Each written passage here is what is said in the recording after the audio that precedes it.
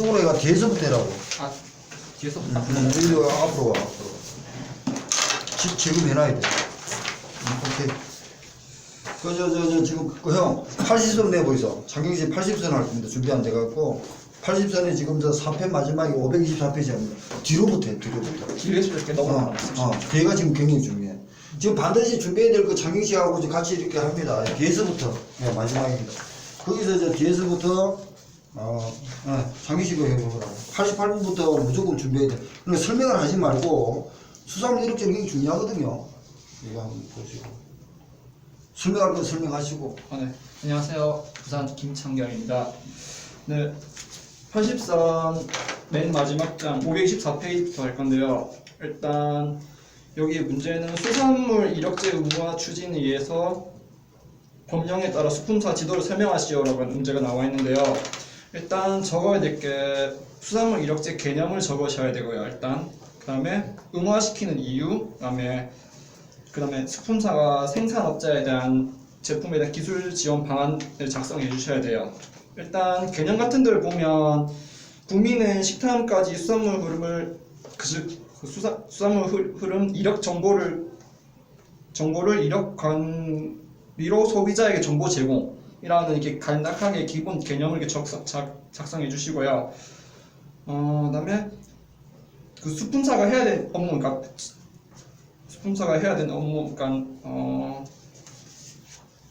수품사가 해야 되니까 제품에 대한 기술 지도 방안을 해주셔야 되는데 농수산물 품질관리법 106조 수품사 직무죠. 즉 106조 2항에 따른 수품사 직무 수산물 품질 개선 유통화 등을 지도해야 한다는 걸 작성해 주셔야 될 것 같아요. 그리고 수산물 이력제를 위반했을 경우에는 등록 대상에 대해서 미등록 시는 1년 이하의 징역 또는 1천만 원 이하의 벌금 때리고 등록 의무를 위반한 경우에 좀 더 앞에 거보다 좀 뭐라 해야 되지? 좀 악랄하다 해야 되나? 그러니까 3년이나 징역이나 3천만 원 이하의 벌금을 때려야 된다고 봅니다. 지금 저 법령이 아까 전에 잠깐만요. 했습니다. 국가의 국민을 위해서 하기 때문에 강화된다 이런 말을 해서 악랄하다 하면 안 돼요. 큰일 나요.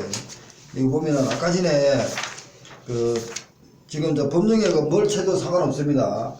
시행령 보면은 15조가 있습니다. 등록 대상 수산물이 국민 건강에 위해가 발생한 우려가 있고 시행령 15조입니다. 137페이지 시행령 수산물 유통법입니다. 유통가격안정법에 아니다. 수산물 관리 지원에 관한 법률 시행령 15조입니다. 국민 건강에 위해가 발생. 이거 한번 적어볼게요. 제가 지금 한번 볼게요. 이거는 반드시 해놨고 놓을 수도 있는 겁니다. 그러니까 등록 대상입니다. 등록 대상 수산물을 해가지고 원래 법에는요 생산 여기 되죠. 생산 27조입니다. 유통관리 지원 우리 수산물 유통법에 유통 판매입니다. 이렇게 되어 있는데 이게 지금 시행령 15조에 보면 이것도 15조네요. 그러니까 등록 거절 15조도 시행령 15조인데 1번, 2번 반드시 이거 준비하셔야 됩니다. 이거 지금 이거 보십시오. 국민 건강에 위해가 발생한다. 이 위해가 발생할 우려가 있는 수산물로서 위해 발생의 원인 구명, 발생의 우려입니다. 그리고 나서 위해의 발생 원인 구명을 하고요. 이번에 뭡니까? 신속한 조치입니다. 이게 국가에서 하는 거죠. 신속한 조치가 필요한 수산물입니다. 이걸 수산물 이력제에 등록한다는 겁니다. 찾아가 보시고요. 그 다음에 이번에 먼저 소비량이 많습니다. 소비량이 많은 수산물로서 국민의 식생활에 영향을 미칩니다. 미치는 것 이렇게 있습니다. 굉장히 큰 수산물입니다. 국민 식생활에 큰 영향을 미칩니다. 그 다음에요, 그 밖에 취급 방법, 유통 경로도 권한 이런 추적가 필요하다고 해수부 장관이, 이거는 농림수산물 안 들어갑니다. 수산물 유통법은요. 그 외에 해수부 장관이 필요하다고. 해수부 장관이 인정하는 수산물입니다. 그래서 이걸 자 볼게요. 금방 지금 하고 있는 게 뭐냐면 굴비와 생굴입니다. 굴비와 생굴은 물론 등급 판정에서도 중요합니다. 지금 등급 판정도 그 신경을 뭐 우리가 기준은 다 됐지만 얘가 2018년 12월 1일부터 수산물 1억제를 시범 케이스를 하고 있습니다. 지금 이 문제입니다. 그러면 우리가 지금 올해 산지경매사 1회가 생기잖아요. 1회가 생기고지고도 이 그 수산물 유통법이 다크호스로 올라옵니다. 그래서 수산물 1억제에서 지금 이거 반드시 준비를 하셔야 됩니다. 아까 전에 등록 대상을 보니까 생산, 유통, 판매 했는데 얘가 뺀가 뭡니까? 생산자, 유통자, 판매자 이렇게 했습니다. 아까 전에 생산할 때 단순 포장은 아니지만 단순 가공한 자도 당연히 사업자로 보고 등록해야 된다. 유통하는 업자도 해야 된다. 판매자도 해야 된다. 이 말까지도 했고요. 그 다음에 이 생산, 유통, 판매에 대해서 시행령에 보니까 국민 건강에 위해가 우려가 있는 것은 위해 발생 원인 구명을 찾아서 신중하게 조치한다. 이게 뭡니까? 수산물 1억제의 개념입니다. 그리고 소비량이 많아가지고 국민 식량에 큰 영향을 주는 수산물. 그 외에 1억이 필요하다고 해수장관이 인정하는 수산물은 수산물 1억제 등록을 해야 됩니다. 그러면 이걸 등록을 안 하면 뭡니까? 1년 이하의 징역 1천만 원 이하의 벌금입니다. 그렇죠. 근데 등록을 한 후에 국가 법에 어긋났어요. 그러면 얘는 3년 이하의 징역 3천만 원 이하의 벌금이 나오죠. 단계가. 자, 그 얘기입니다, 지금. 마지막 88번 문제가 굉장히 중요한 얘기입니다, 지금.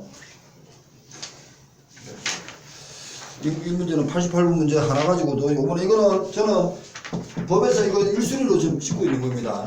유통법에 대해서는. 88번으로 넘어가야 될 것 같아요.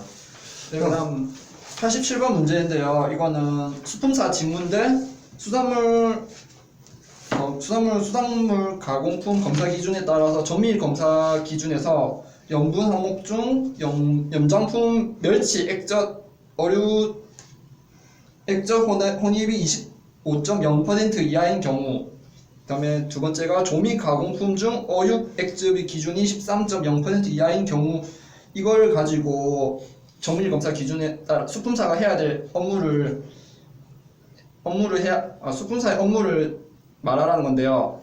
일단 첫 번째 보시면 염장품 멸치 액젓 25.0% 이게 아니죠. 23.0% 이하가 돼야지 맞는 거고, 두 번째 거 조미 가공품 같은 경우에는 13.0%가 아니고 12.0%이므로 이거는 불합격대로 해야 되고, 그 다음에 적어야 될 게 수품사니까 수품사 이거를 불합격했으니까 어떻게 해야 될까, 그 다음 방안을 작성해 주셔야 돼요. 약간 해썹에 따라 그 물품을 관리한다라는 등 이렇게 한 줄 정도 간단하게 작성해 주시면 괜찮을 것 같습니다. 근데 이거는 우리가 지금 정밀 검사 기준에 보면은 수분의 기준치가 있잖아, 그죠? 수분 기준치.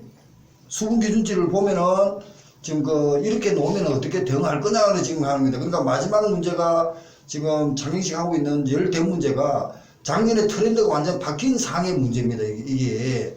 그래서 지금 남은 기간은 이걸 보고 들어가셔야 당황스럽지 않습니다. 작년에 사회 문제가 이런 식으로 나온 겁니다, 지금.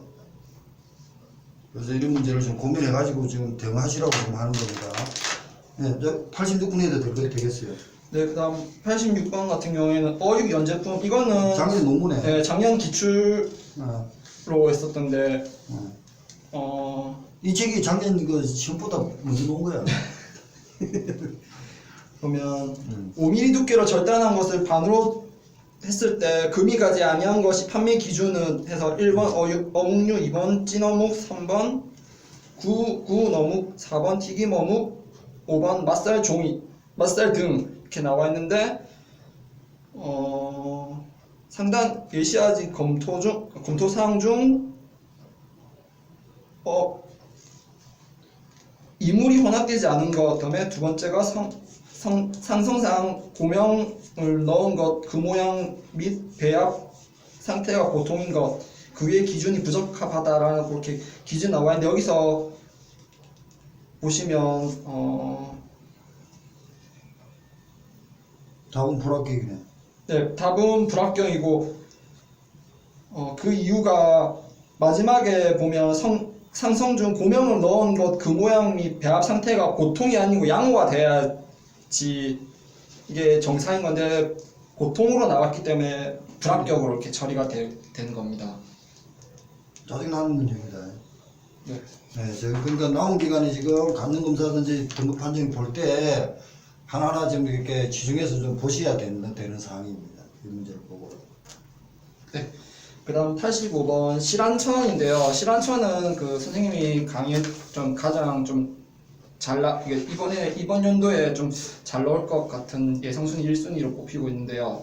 일단 형태가 300mm 이상으로 크기가 대체로 고른 것, 색택은 백색 또는 유백색이나 약간의 단갈색 또는 다묵색이 있는 것. 그다음에 세 번째가 금냉, 난건, 풍건이 없고 파손품 토사의 혼입이 없는 것으로 나와 있는데 보시면 첫 번째 같은 경우에는 맞아요. 일단 300mm 이상 기준 공통 기준이니까 맞고 두 번째 같은 경우에는 그 약간의 단갈색 및 다묵색이 있는 거는 기준이 2등급으로 이렇게 나와 있고 세 번째 금냉, 난건, 풍건이 없고 파손품 토사의 혼입이 없는 거기 때문에 1등급으로 이렇게 나와 있거든요. 결론부터 말하자면 등급은 2등급이에요. 왜냐하면 두 번째 게 아무리 앞에 거하고 세 번째 게 아무리 1등급이라도 하더라도 두 번째 게 2등급이 나와버리면 이렇게 후자인 등급, 그러니까 2등급으로 등급을 매겨야 하기 때문에 답은 2등급으로 이렇게 매길 수가 있습니다. 짜증나죠. 네. 그 다음 좀 84번으로 넘어가 보면 이번에는 새우젓으로 나와 있거든요. 새우젓은 제가 알기로 또 이렇게 기출문제로 이렇게 나와 있는데요.